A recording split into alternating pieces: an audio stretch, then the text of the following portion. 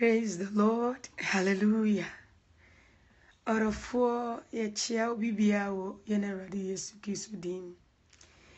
Ye frame ohutini by grace. Me gidi se nyame adom hu ye. Me so mini me busua. Ye hu ye wo Yesu. Enne day mini wo kasa afa. Why you must dine with the Lord Jesus. The entire I was say, minu, yetimini yeneradi Yesu Kristo, etun sadidi, I was asiso. The entire was say, yetimini neto and sadidi, I was asasiso. Hallelujah. Na, da otiasifo nyamiasi se, yenchiri maidie. Asempana odi hinta tetifono. We actually yenchiri se yenhunu. Yenya hunhumu ni hunemu intiasia. Na enya mfasu diye maye. Ya pese nipa nyina ana Kristo ni bia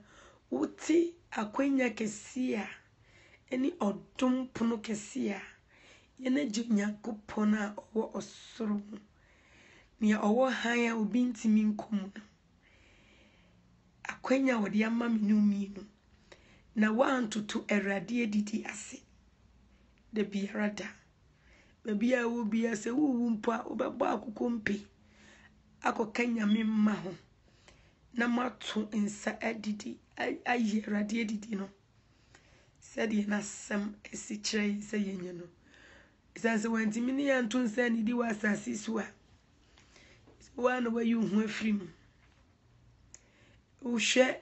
Hebrew form meti ba ko imu ba ko kosimi na Hebrew chapter 1 no twi Bible so twi no kan din papa Hebrew form man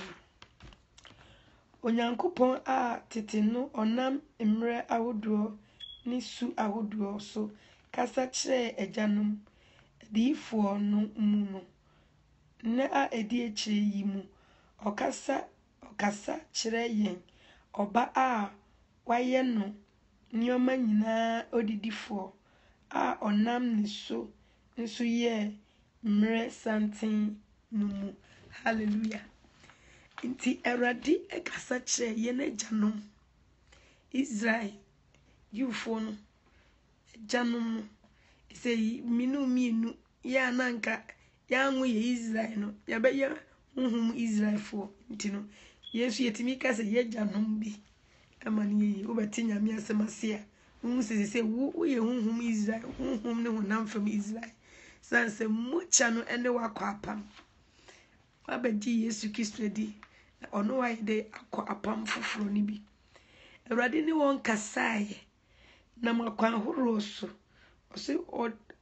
de emre ahodo ni su ahodo emre ahodo ni su ahodo ekasa kire agyanom no se mami ma illustrations bi kakra se odofo se fanse una baby a hiding shada enye that bright na udi kan se fanse okay same say ewia ni koto a Ghana ewia ni koto ha dia untan hu papa mikrom ha dia ewia ni koto na upia ubonse unipa na ba no usunsum timi di wani mu kan sei usunsum etimi di wani mu kan se bosumi ni pan e bia wonam kwan usunsum timi di kan nti ye hwe ye gyanum Israelfo ne di kan na Mose mu ni mpanyifo na omadi ye ni kwan ya nyame fa so ni omu enanti ye ne niema huro bia oyeye nyame mo yeye inse mfansa foribom ni eninya na yeti se sunsun a edi nie oye nipa na nkasa anim onnam kwan ahodo so ni su ahodo intin brofo we kase types of shadow su ahodo kasa chire wo na enam se no mu no kunkunu eni mu permanent ni dinu do hunamu niema no mu ye no but na erade edi chire Messiah no ye na jinkwa Yesu a na den obeba no ti inwaya huruo ni mbonchini anantwie ni dove minim dove no turtle dove ni yahuru abrono mahuru na ewo se eboni bia ni ehu abua obekọ akọpe na odi akọna sofo panyini bia akọkunkum bra akọbo afọrie ewo uti so sebe ya erade na bufu a eba oso a ewo se wuwu no efiri ho na ni nyina mu no na Yesu Nyankopon no odi ye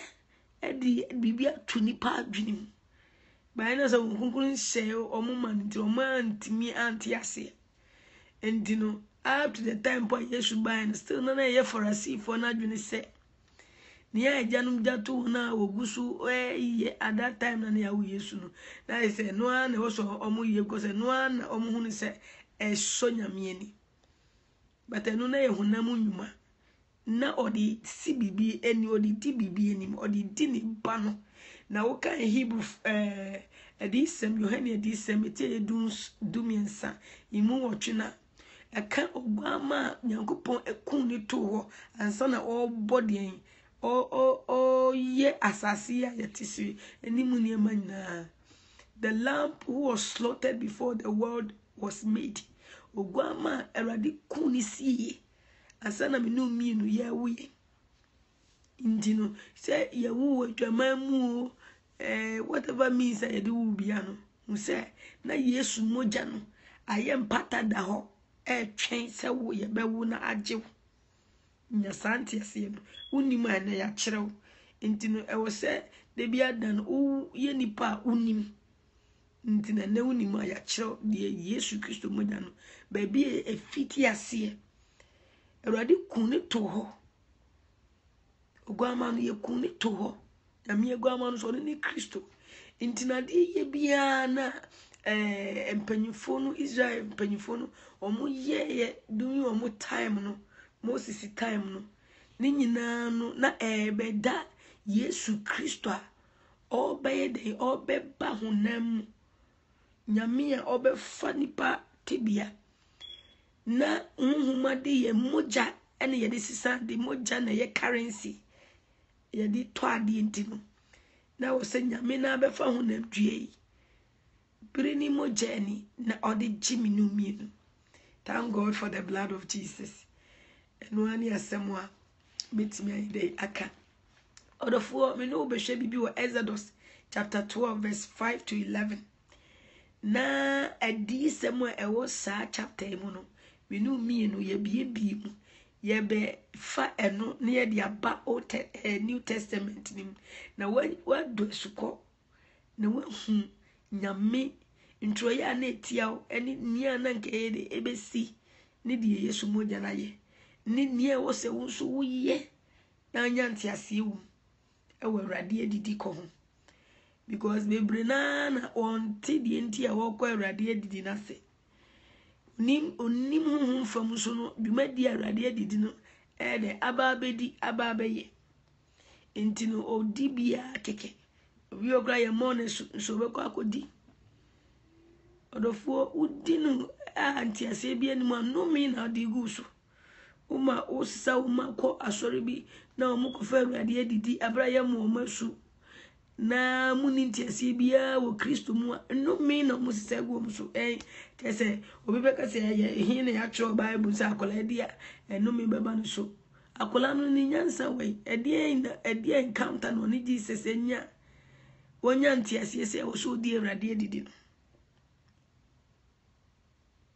mi kaise mi ya akola no na mi papa mu hu die ba de bia no omo di aka no free sorry the no ba mission house wa mi hwe ahwe na obi ama na ma fedi but na Awurade ni mi se mi nim nyansa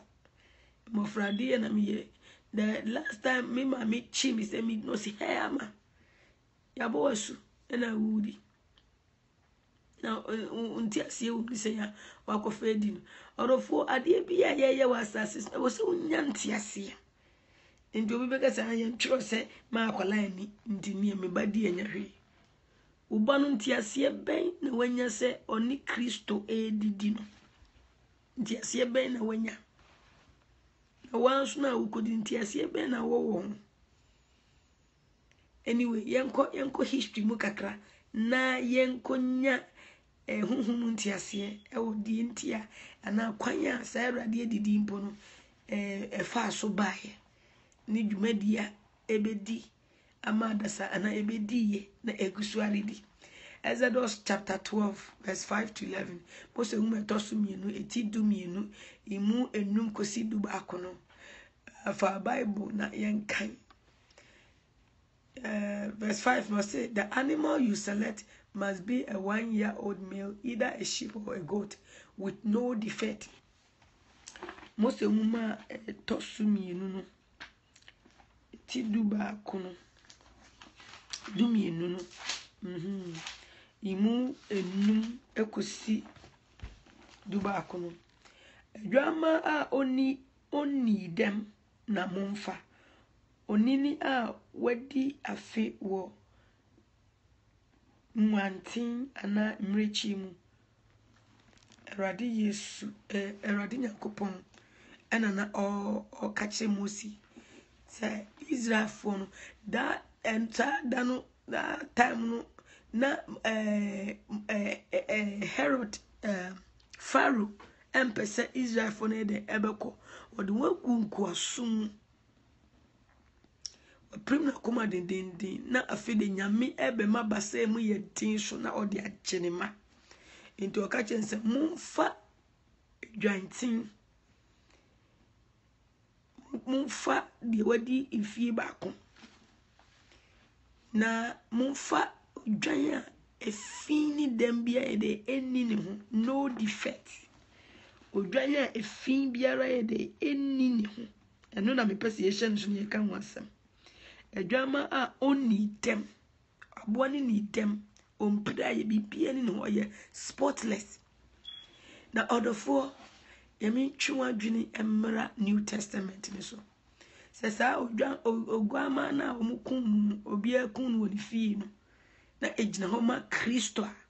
oye de Awurade agwama oba be de eba be wu amma adasanyina nti no uba 1 Peter chapter 2 verse 22 na 1 Peter chapter 2 verse 22 Petro ma to edikan timienu imu edunu mienu. He committed no sin, nor was deceit ever found in his mouth. So this sheep, sa Petro mana mi kan sisiano. Osi ono na de wanya bone na nkontompa na da bia e de eninimu. Sa chapter na e kan Awurade Yesu Kristo e de ho asem. Inti se Awurade ka kire Israel fo se mumfa odwan a oni dem fini a yibia eninimu a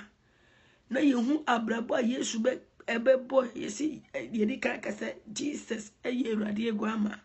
na wona woni ne nante ye ehunu esi na ono na de na boni biara nkika wa biara eye de eninimu kontompo di biara eninimu wei ema yeti asiese ampa sa adiye na Awurade ma ne mane ye no na edi said the makara esunsuma edi Messiah na ne ode obeba abagimi ni umie no enkwa no anim eniti no odwan na sa Israel for ne kum no ma yenya ntiase from the yakan odi besi we ni so a ehu se eyeye na Awurade Yesu Kristo ye na Awurade Yesu Kristo but omo a omo di oguama no edi ni moja eyusu edi ye omo epuna no na kunkun hye wo ma nti no mo no manya ntiase omu no mu nim die ntia omu ye de ekun oguama no so say well instruction aba no me yenye eni nti na awie bre de ye cheche se o se unya ntiase ade bia wo ye bia practices doctrine bia wo de echi bia no nya emu ntiase nya emu ntiase e kwan ba su na fa so ba ye efiri hin na ekohin abedru mi so se wese me ye the same thing e wo so hu sa oguama na wokun na ye Yesu Kristo wo hwe verse 6 na momfa no nsie nkodru bosomi yi da a etosudu na Israel asafomu no nyina nkoku won nyumre na nkunu nyumre na wonfa moja no bi insra adan a wobedi won mu no apon nwa mienu ni apon watifi no apon nwa mienu ni apon watifi for your chemba. Kind of say take special care of this chosen animal until the evening of the 14th day of the first month. Then the whole assembly of the community of Israel must slaughter their lamb or young goat at twilight. They are to take some of the blood and smear it on the sides and top of the door frames of the houses where they eat the animal. Mi pese minu mienu yenya honhom ntiase kakrawa. Mary and Joseph yedi Yesu Kristo ebre won. Se won hwe no se enani eja no. Anadwunim na Bible so obofo be ka chen se Herod hwehwe na kunti yeden. Fane yeden fane kusie Egypt. Orofo wohwe asa ade yenimu a emayehu se na Yesu Kristo from Israel for Nidian sa ogwama na wodini sia na fe on the 14th day we yine pie na wakunu na wadinu wawinam no na for di moja no ayedei as since afa won puno anu no na Yesu Kristo a obechi ne ma ebeji nyame ma every day Satan nkwayemu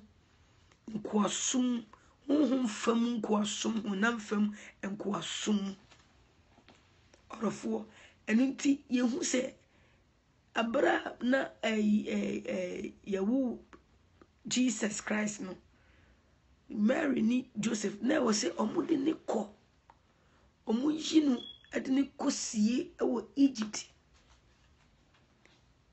Is there a coincidence? So we share adi minua adi na Egypt ho na omukun ogwama no Egypt ho no Misrim ho no na omukun ogwama no kane atiase omukun ogwama no kane edi moja ne ye de fifa door post mu ti obofo no me ka chense fa uba no fa abofra no fa no koshe Egypt na ye kunasie dada ti we nyina na ye shadow sunsuma na edi die Kristo de ebeye no odi hinta Satan entina ma Herod mpo ye de enya no de enkunu na die me pese yensan enhye ne nsu ne se Awurade emma direction biem se mumfa mujam mumfa nsrasra mupunu asuro ne fom animu mumfa nye de mumfa nsrasra ho mumfa mujam nsrasra ho hwe verse 7 wona na mumfa mujam no bi nsra adan a wobedi won wo mu no apon nwa mienu the door frame no between na ema door frame no se mumfa mujam nsrasra ho na mi busa se efie ene ne pono eye ade ankwan eye honam ewo moja endino ye de moja srasra edua se edua na ewo adata me edua ede na moja be ya madua no nipa nyansem no mi busa wo nipa nyansem kwan so se edua ni dan wo hoi udi moja bi kosasra ho obi hu obega se na de na ye odina de moja kosasra dan ho inti odofo se uti wono obi be ka kire wo se shade we nsopa obi be ka kire wo se Yesu moja no yemfa nsra ye ka untimi fa Yesu moja timi mo peka se me de Yesu moja sra me ka ho me de sra me fie me de sra me nkonwa ho enye adwuma obi kura timi go to the stance obeka se Yesu moja no kura se enye adwuma bi me ka e de ato nyame ba bia oye badwin batrim se ushie obi obeka cho se Yesu moja no untimi mfa nsra nkonwa ho nsra wo ka ho ensra di bia ya odi ho a nipa no number 1 onim tro no se de Jesus ka kire Sadducee for se mofom esanse munim tro no eni nyame de ahoden asofo bebre ni edifo bebre na won on twen nyame ni manyame emmomu ndo sukom wo nyame suko wo nyame asem ni mu enya hunhum ntiase ndino ubenya obia ababe gina ka cho se moja no moja no ye nipa ho adwuma ko anti mfa enko stress awayu so moja no right from Egypt osimu fanye the door post ose bofo ni betwem no so ohun moja na nsrasa nipa ni mu na nsrasa nipa ho wodi ye won apon ano obofo ni du pon ano a na wetwem odu pon ano na wetwem odu pon ano na wetwem sa eno de ko wura Egypt fo ni that is oku Pharaoh ni inti no bia onim di wonyame asem be ka jo se o jampa na odi Yesu moja ye dede odi Yesu moja ye se enya adwuma me ka wonyame mu se onim twro no nim nim tumi ni na hoden oni nyansa wo twro nim ena biem ebu so na nipa no so no oye demon possess unfi na hye ne ma inti no wodi moja no esra wo ka ne en onya kwan se ka no onya kwan fa ni sanka wo ba no onya kwan fa ni sanka enieme bi e wo fie inti obe se wadwene wahu a certain of the mind otimi se wadwene se Yesu moja ne yemfa nyesi ya wato na wusu wan ko read the Bible na ma hu na nim nti no wan musa won konkura so na read nti no wusu ntimi enhu adi ya ewo saade ya mekan ami maye ewo si nim di o I will see any pa yesua Bible no with the help of the Holy Spirit. Kokunu na eboa amawati na de yase. Ye Awurade Nyankopon mo de ayeye apono enye emoja bi enim. Na so obofo ni hu ye no otwem. Onua Yesu moja na bia anything you can think of the bibia betumi adwun bia fa moja no efefa ho. Na fa gidie som se wodi moja no wodi enu moja nim ti no tumi ewo moja nim no eye den eye adwuma ebebo ho ban ebebo ade bia wajapa ade bia ya wodi bia eye den ebebo ho ban ntina omo sofu bi odifo bi onipa bi onnim de okika emekire wodi eye wonyame mu da me kan di she wunkura di to adwunim se hu sa de yi isi boboni foni na makwa rusu o senya me madwin wo a won kan twro no be de we hu pe audio Bible ni bitwi ni brofo ni na tie boti wo be boti o se Awurade bua me honkokon ma mintimi ndi kodi ma me honhum enhunumu ni ntiase wo wasem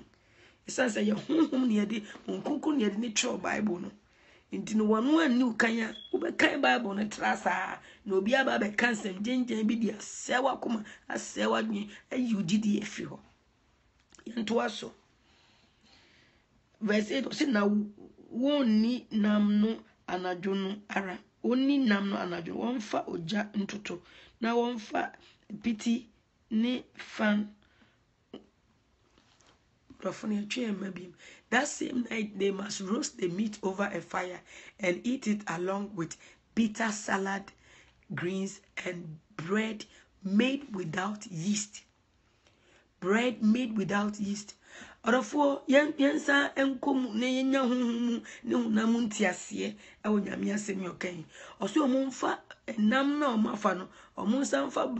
broda yeast enim yeast ye pan no orofo obi biara wato pan no da bia ana waye baking ho adwuma bia nim se pan no wo a eda ho krukru a ketwa na wo bebo no se wo fiti esam se wo de yeast ka ho a da ho original na ye ketwa no yeast ni ka ho ntino uma no 2 hours 3 hours 6 hours, I think 6 hours or so. Over to when na huhura to say, and to who say, pan no, were bloated up, were blow out of proportion. And he was say, yeast no, a dear pan, a gina homa, I will buy a boom, I was so tears, unya santias, Or for who share Matthew chapter 16. Matthew chapter 16. Verse 6. Yesu Christo so kan yeast yi oboso. Okoboso. Yesu Christo de me say wa unyanya da de say wo tie Yesu ne numa sem na kan the gospel no bomodi na kan na mu a. Netimi enyanti ase yi. Na Yesu si won say munhwe na munhwe mu hu yi. Farisifo ni Sadukifo morika ho. Yeast. Jesus said unto them, watch out. Jesus warned them, beware of the yeast of the Pharisees and Sadducees. Okay, for no man disciples no man until uba verse 12 hona. And I will who say, one can say, one share one who ye pan no morika. Na mmom Pharisee ni Sadukifo no nkyerɛkyerɛ ho. Pharisee ni Sadukifo no ɔmo nkyerɛkyerɛ ho. Yeast timi gyina hɔ ama hantan because obi wɔ hɔ ɔma no ho so wayɛ hohoro wakunko ama abufo no ama na kunko ama ɔyɛ no ho hwɛ nye yes. Saa na Pharisee fo ni Sadukifo no mutie. Ɔmo nim so ɔmo nim mra na manasi. Ti womo na no ma ye kokro omo ye kokro ti womo dinya mbrom ho ase antie Jesus nkyerɛkyerɛ Sadusifo no mo nim so mo nim ma ne bruso nti no sa ade Yesu Kristo na na ebom ko se mo hwe yie e wo sa nkyerɛkyerɛ no ade bi a kyerɛw obi nyame mi di shekot mu osofu bi onu odifo bi kyerɛw se ase wo no wo papa bi ana otini bi na agi wo ana bibi no hu se yeast morika na mama nkyerɛ di nti a me se kasa ni yie odofo Yesu Kristo eka wo John chapter 6 verse 35. I said Jesus replied, I am the bread of life. Whoever comes to me will never be hungry again. Whoever believes in me will never be thirsty. Intisa brodo na Eradi Nyankopɔn ma Israel for no fire no na eye Jesus. Na eye Jesus Christ. Ena oka chom se momumfa yeast bia ye de enka ne ho. Odofo se Yesu Kristo no se wagina. Emfa efini ngikawa bia enka ne ho. Untimi ngaze mi wo Yesu na hantan ahye wo ma. Untimi ngaze mi wo Yesu na dwe umbra once because Yesu no bra ne ho ase akosi owu kase me de minim Genesis to Revelation e na abekire me e na onim abekire me uye obi a ene se wonim tro na manasi nti obi ntimi nkire ne bibi omra ne ho ase what is Pharisee no no omuni sa ne ye ne su ni na no yeast morika entimi enfra Jesus a oye pano enkwa pano no mane nye yeda enti bebre o matsena nyame mu pa so o mu hu nyame anuonyam enam se o mabrabo ne morika o mu de fini endem ne kikan bi pride a hantan due minim onim ni nyina ase enti no ena me kan ya sakasi yewo aso bi asofo bi wo ho a wo ye member anti mi tunifo de o ye no mfa kwam nyame asem o kan kora no enkoyi enso no yentu sofofo yentu bishopfo yentu bishops saa na Pharisee fo no motie yenkan ya asem omunima manisi enso mu refi se ka se man of God you are a man first before the God se ka se nyame nipa uye nipa man of God uye nipa before God no ntino wo mreyo wo sinto o so bro ho ase ya ye kanyame asem ni nyina no ye nchen obia o ye nchen obia ndi enhu sa asofo no difo no say oh ye so higher than you ti on di do be can be fine enya lokre yesu si ye nya we ye ni na ho e wo san kire omudo mu kasa ase omudo mu ye holier than anybody ono de okasa ono no or point your sin but ono no de wo mu de ye nka ho asem ndi wo de me kire no de koso na ye na emo me de me minim sin ti de me pe na meye ti ye hihye suma se na bone na asofo eji e free ma me wata ho asofo ni dickness e dida adifo a ye ni emmebu na wo aso dem e dida e desa ye repi oh emobo morika o see ya aware of all those in the year in church na ekoso no yesu ni nkwa bodo aede oba free so by emma meni uminu nti no fa yesu na nasem no Matthew, Mark, Luke, and John who meditate upon it day and night. Shia na ujidie wonimuno ye afei utisi Paul books nima osman for Paul books nima afei won tumi ni awode ewo enkwagye na wanya no awose wuhu ma ho ye de bia na bogota YouTube akoti obidie shia tro ne ma ho na obehu ushia obehu o hwehwe na me nkukuru obehu no na semu oba chire hallelujah we have verse 9 ni see the rest now say do not eat any of the meat raw or boiled in water. The whole animal including the head, legs must be roasted over a fire. Do not leave any of it until the next morning. Burn whatever is not eaten before morning. These are your instructions for eating this meal. Be fully dressed, wear your sandals and carry your walking sticks in your hand. Eat the meal with urgency. This is the Lord's Passover. Odofo yenhwe no so bra ye di asem no ebeba awiyi yenhwe no so osidi yen mumfa muntale mumfa mumpaboa mumfa mu bag mumfa mudu yankuta munni aduane no ohare so munni aduane ni de ohare so na awrade nim ne hoye mun brodo no nam no de ka hu bia no munni no ohare so bika mamu fa so se ana ade chinema ba bedi ma munni ni de ohare so make sure say ma consume ni na yesu na yenya no e wo se die ewo ni mu nyina no ye den ye fa no ohare so yesu na minum ye ni saka no e wo se bibi ewo no bia ye hu ni nyina infu ye nyi bi frim ye ntu bi ngu o ka kire mu se munni no ohare so mu make sure say ma mu da left over bia sem mu di si wo sa de nti so hunu ne hu ni si minia Jesus ne hu ni si ne hu ade a wabeya ama wabeya ama me wabeya ama adasa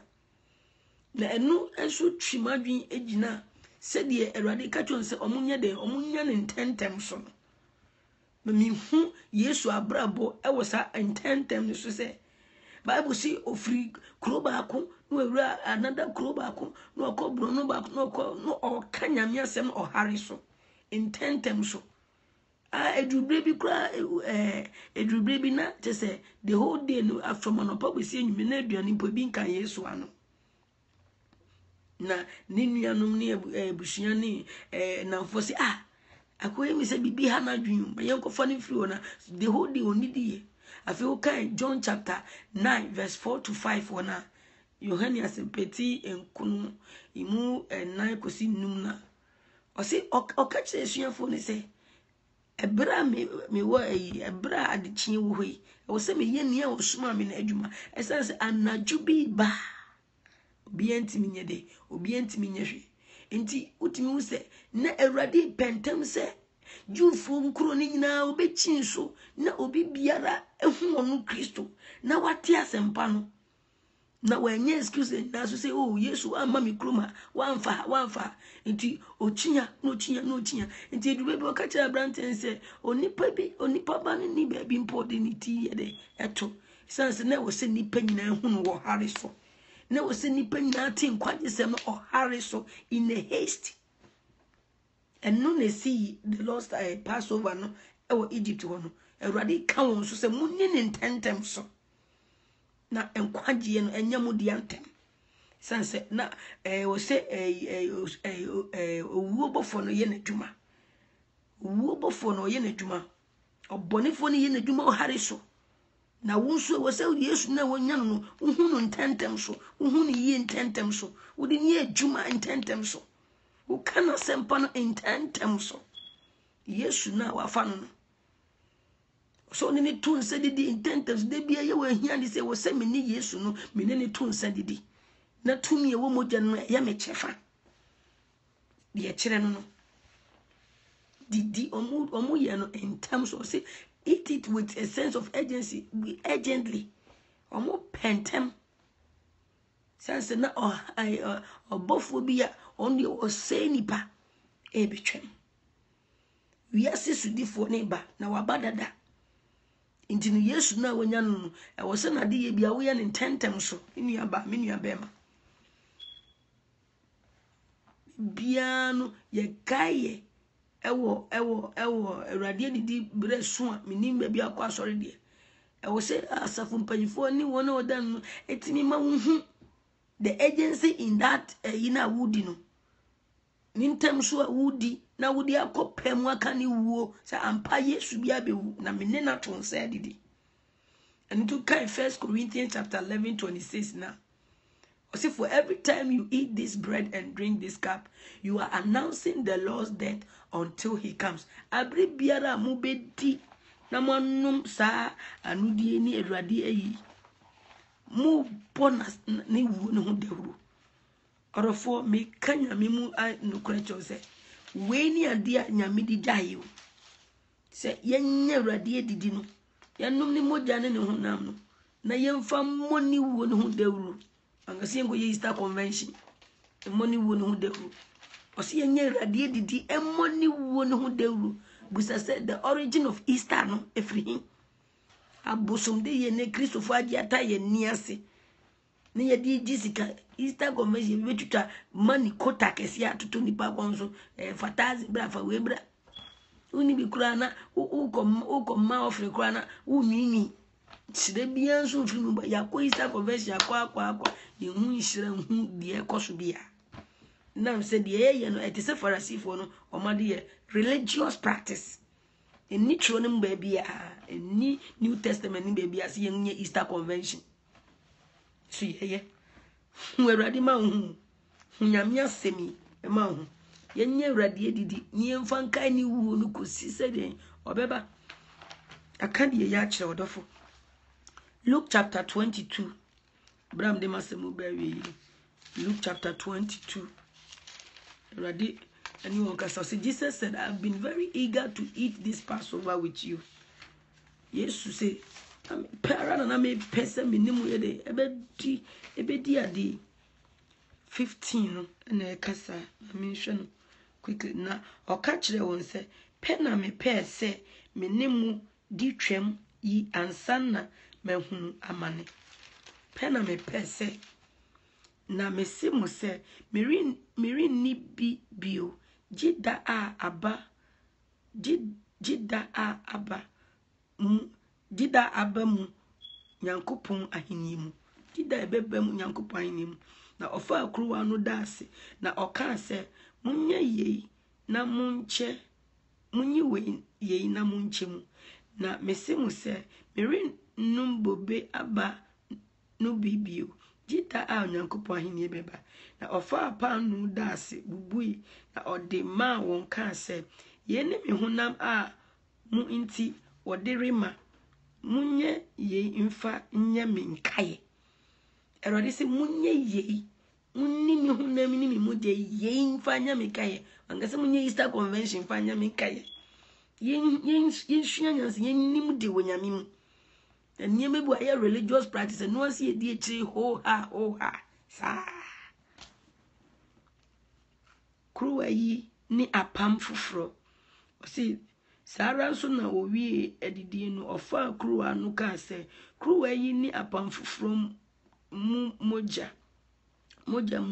eno na munti worihwie aguo Yesu Kristo yenti onu na yeden ne o se ke yewu no ewu ananke fata me no mienu se yewu no yenti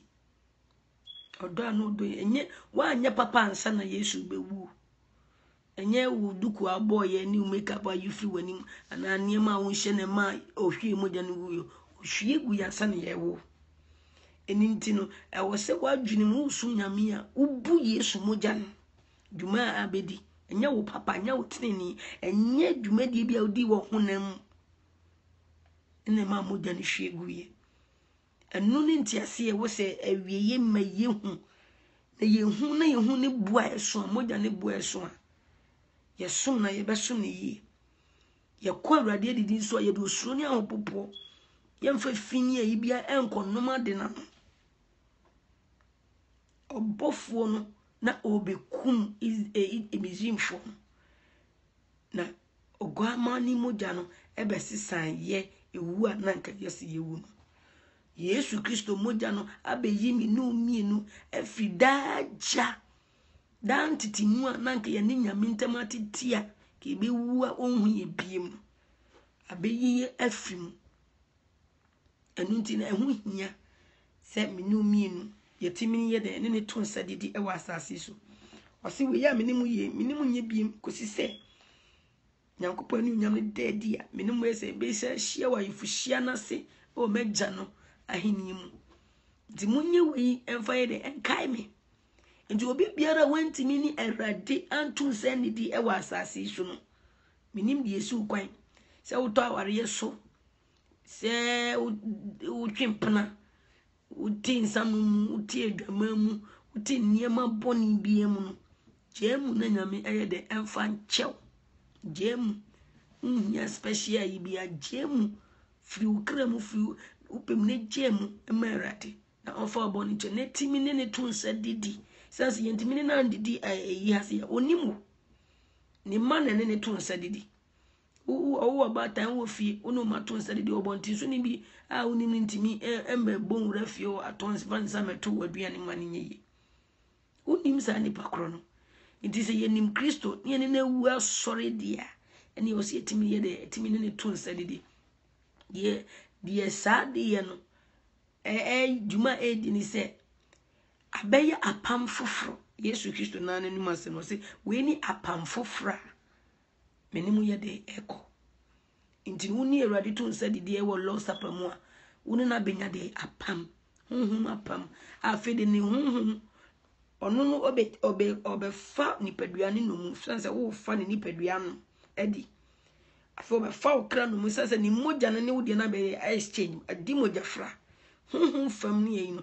de metim de atoto ni se oba ne berima awarefo mi no nhie di no sana lo sapa no honhom fam ebeye uni Yesu Kristo ebe bondi in that way no nti honhom fam no ono honhom ayede abeye nti no ukodi lo sapa wie na echi no yare ya eni mi osiesie lo sapa no ema bedi yen ena waye lo sapa no bibi because e was say wona wa hyema honhom ena yes lo sapa no se wo physical church awokwa omro mo so mo ye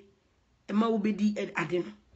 nene no abaifo na do so wo ensori mu ama by the time wo baba be fed no ya poison lo sapa no enti honhom ade ye e wo se nke dane Yesu moja ampa ne honam ampa no adane bayi nam bi na esisi ho enti no nipa be kwakofa nam ye ne dinye akofa ho dini puntu no no makofa yare nyaman ene ye ni bi from Ghana ono o confess ka o mo no asem sorry mpanyimfo a o mo na no me lo sapa de bia o mututu mre yogum ti wona odi kan bompa ye fi onfie de ade ni numo gye no so mo bedi enye o mo hwe entimi nye o mo hwe nanu mpo no te de o ye no on twa correcta bobo mpa ne gumba the true impure wo so nya wo so ahwe na wankonya mpo na me muaye na mu amugu so tete insamanfo asafo mu mama ni na ho saade ye pompa ye wo fi ansa na ye de wakodi because any bebre ne na so de ma enfri nyame ona dwi nyina se honhom fam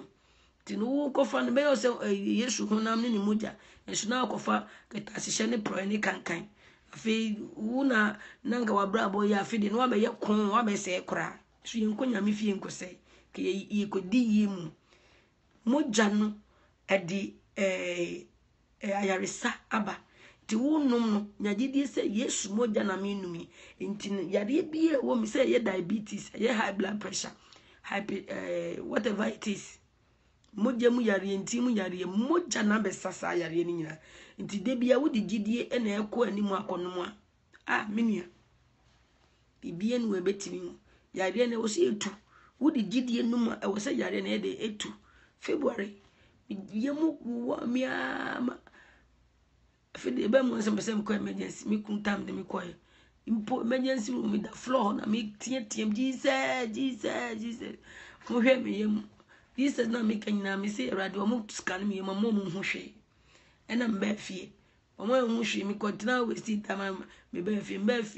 na mi se radio na mi yem yasa na onyime no se ne se wa musa mi uti wani na ya oya no ye ba wa dwuma se ye mfa nko emergency ni ye do ko ena rade ni me kasa rade ko ni me kasa se me wo juice bi she me no no se me ko fasa no friends cranberry juice mi hwe kakra na me mbubu do kito abi na me mo mpa ye ngusu nane ne Yesu moja ne hona onua obia ye free hospital ba no ya ma me pay medicine se me menum no me ye lo sapa no na me bo mpa egusu enum ye no se pay me 2 years se me se fine hwem ya di emergency bill abre me ti de to me ewo didie ni onum nim se wo ye no kwan paso a to me oja moja ni mu oja wum ahodin wum nkoso wum yedie wum bibia wum na de American church on say 1 Corinthians 10:21 say nie obi ntimi ennum Awurade puna no nsa ne demons enkonum omukapa no untimi ntina Awurade tebu anu ensa ne demons enkoton mu tebu anu ntino bayi sembia woye be ma bayi bunsam niema bia woye bia nye onyame fie onyame mu sakra wadwene daddy uncle sakra wadwene brother sakra wadwene ebia wo banum de bia banum ya nya ohwe bibia nsi da kro be da boni ama so we nya adwen sakra nyame ompese obewu oboni mu timi yi mpa ya ma se ubenya adwen sakra na wa sacrifice ade ye no na Awurade ehu mobo emo mu de adwen mu tie be kwa konum se Awurade mi numi to be yi hu free mi mu to adwaman free mi mu ti krono free mi mu ti nsan free mi mu ti de anya bia untimi ni demons ntunsa ndi anadwo nsa ni Yesu metonsa ni di eye numi na adigu hu so no nyame ene ukasa obo okoko odo ompesa obeira bibia wo ben ko Awurade adidi hu no fa adwen mu ti adwen asakra fa ko Awurade ni Awurade Jesus onnam ni tumi e woni honam ni moja no onyo enfri ni a wo ye mre bia nyame hira nyame num onka hu na uni ne tonsa didi a nya apam foforo ni mu chefa. I love you and Jesus loves you.